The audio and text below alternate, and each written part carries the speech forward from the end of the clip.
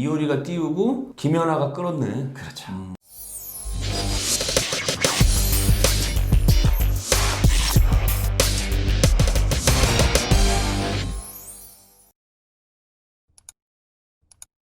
세상의 모든 직업을 소개하는 그날까지. 안녕하세요 헌터스 여러분, 헤드헌터 윤재용입니다. 오늘은 강점 기반 브랜딩 코치로 일하고 계시는 조원석 대표님을 모셨습니다. 강점 기반 브랜딩 코치라는 이름 자체를 네. 헤드헌터인데도 처음 듣는 것 같거든요. 그러니까 모르는 분들이 되게 많으실 것 같은데 네. 우리 대표님 본인 소개하고 네. 하고 있는 일에 대해서 좀 자세히 설명 좀 부탁드릴게요. 사람들은 다 자기가 뭘 잘하고 어떤 일을 잘하는 걸 할 수 있을까 고민이 많습니다. 제가 그것을 좀 찾아드리는 일을 하고 있는데요. 전문가 분들이나 조직의 대표분들 잘하는 것, 그래서 강점 기반의 브랜딩을 해드리는 일을 전문적으로 하고 있는 조원석이라고 합니다. 개인이 될 수도 있고 회사의 브랜드가 될 수도 있는 거네요. 그럼요, 맞습니다. 오, 그럼 네. 개인과 기업을 다 잡으셨네. 아, 그럼요. 열심히 하고 있습니다. 갑자기 든 생각인데 단점을 고쳐주는 코치도 있지 않을까요? 있을 수 있죠. 그죠? 강점만 있는 사람은 없으니까 네. 단점을 보완해주는 브랜딩 코치 하나 만들면 되겠다.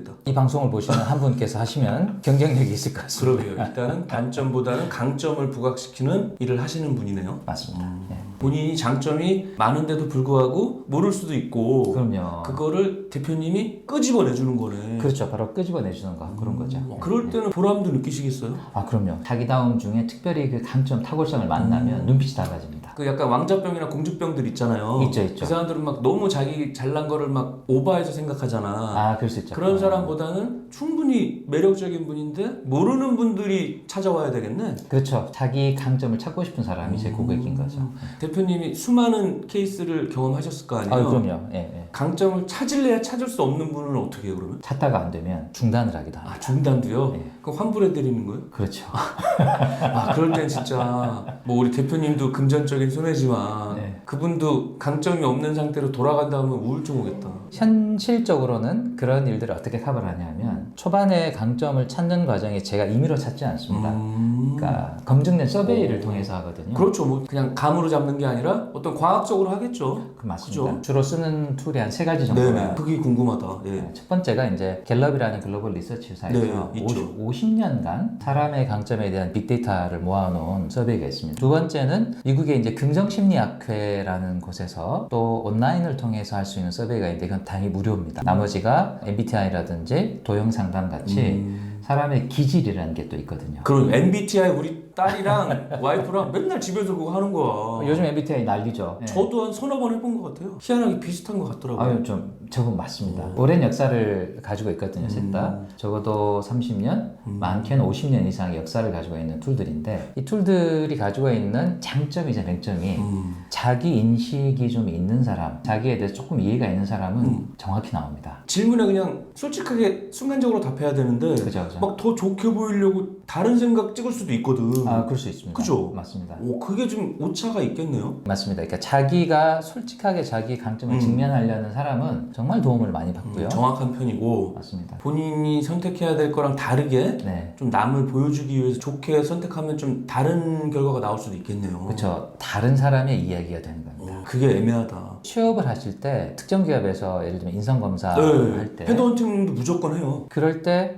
자기에 대해서 솔직하게 드러내는 게 당장은 손해보는 것 같은데 장기적으로 그 사람이 배치를 받거나 직무와 관련되어 있는 기대를 또 회사는 하게 되는데 그럴 때 의도적으로 왜곡하실 때 받는 손해보다 솔직하게 자기를 드러내는 게 훨씬 낫거든요. 아, 솔직하게 순간적인 판단으로 체크를 해야겠네요. 그렇죠. 요즘 여러분들 실력만 좋다고 들어가는 게 아니에요. 맞습니다. 인성이 좋아야 되고 커뮤니케이션 능력이 있어야 돼. 맞습니다. 개발자라고 개발만 하는 게 아니라 그럼요. 디자인 맞습니다. 팀, 그렇죠. 마케팅 팀 그렇죠. 전부 협업을 해야 되는데 지만 잘났다 그러면 안 뽑습니다, 여러분들. 절대 사실은 안 예. 뽑습니다. 예. 제가 항상 클로징 때 하는 말이 있거든요. 아. 인성이 미래다. 무조건입니다, 여러분. 정말 무조건입니다. 그럼요.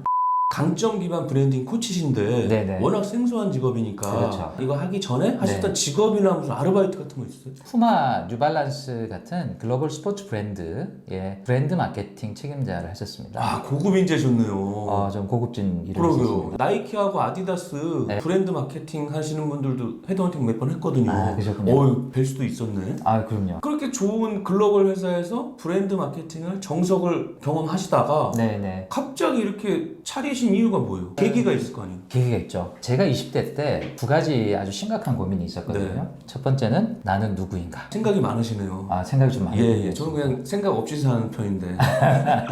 두 번째는 네. 나는 뭐하고 먹고 살 건가. 집이 이제 부산이었기 때문에 혼자 올라와서 사실은 하숙생 뭐 기숙사도 있었는데 진짜 힘드셨겠다. 어려움이 있었죠. 대단하시네요. 저는 뭐 집에서 그냥 뭐 해주는 것만 먹고 뭐 편하게 살았죠. 아유 좋으셨겠다. 지방에서 오신 분들은 대단하다고 생각해요. 혼자서 막 다 한다는 게 좀 쉬운 거 아니거든요. 아유 그럼요. 그 두 가지를 고민하시다가 사실 20대 해결이 안 됐었어요. 20대는 네. 별 생각이 없거든 보통. 진짜 그렇더라고요. 네. 예. 그러다가 우연히 이랜드라는 회사를 들어가게 그렇죠. 됐습니다. 뉴발란스가 이랜드 거잖아요. 예. 이랜드라는 회사에서 직업을 접하면서 이제 조금씩 알겠더라고요. 남들보다 제가 뭘 잘하는지. 처음 배치받은 것이 이제 물류센터였는데 물류센터? 쫓겨났어요. 3개월 만에. 왜요? 박스를 못 세가지고. 아르바이트보다 못한 거죠. 이 수를 세는 능력에 있어서는. 그러네.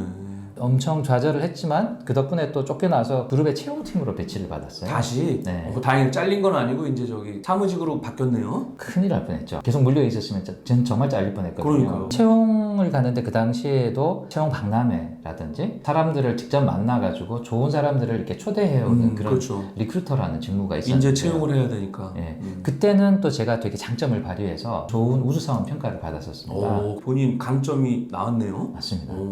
그 다음 했던 일이 이제 홍보에서는 훨씬 더 퍼포먼스가 좋았었거든요.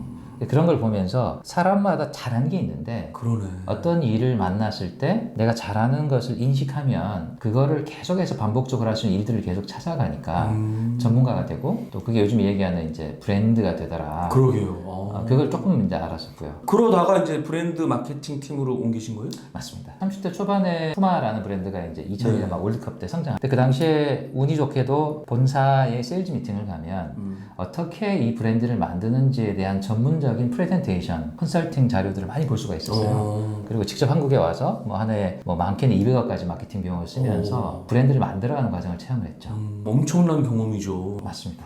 그래가지고요. 100억짜리 브랜드가 이제 2천억까지 가는 걸 한번 보니까 이 브랜드 파워의 힘을 알겠더라고요. 네. 근데 뉴발란스라는 브랜드를 또 회사가 인수해서 운영하는데 김연아 때문에 많이 떴지 뭐. 그죠? 그렇죠. 김연아 이전에 이효리도 또 유발란스 이효리. 도와줬고요. 네. 이효리가 살린 브랜드가 여러 되는데 그 중에도 유발란스가 또 이효리 때문에 초기에 티핑을 했었거든요. 그랬구나. 뉴발란스를 이효리가 띄우고 김연아가 끌었네. 그렇죠. 푸마에서 배운 걸 뉴발란스 적용을 하니까 네. 푸마보다 2배 이상의 성장을 또 하는 거예요. 갑자기 떴잖아요. 맞습니다. 네. 백화점 가면 보통 아디다스, 나이키, 그렇죠. 정 없으면 푸마 이렇게 가거든. 네, 맞아요. 근데 한창 때는 뉴발란스 먼저 가더라고 애들이. 맞습니다. 그죠? 그때들이 그랬죠. 네. N자 딱 있으면 있어 보이거든. 그럼요. 그 정도로 키우신 거네요. 네. 거기서 브랜딩의 마법을 좀 맛보니까 그러니까. 저에 대해서 생각을 해보게 됐어요. 나오신 거 아니에요 일단은. 그렇죠. 저보다 이제 한 살 형님이신데 네. 제 친구들도 뭐 부장도 있고 의사도 있고 하는데 그렇죠. 네. 다 나오려고 막 눈치 보고 있더라고요. 지금 딱 고를 네, 나이죠. 본인이 맞습니다. 다니고 싶어도 못 다녀요 여러분들. 40 맞습니다. 넘으면은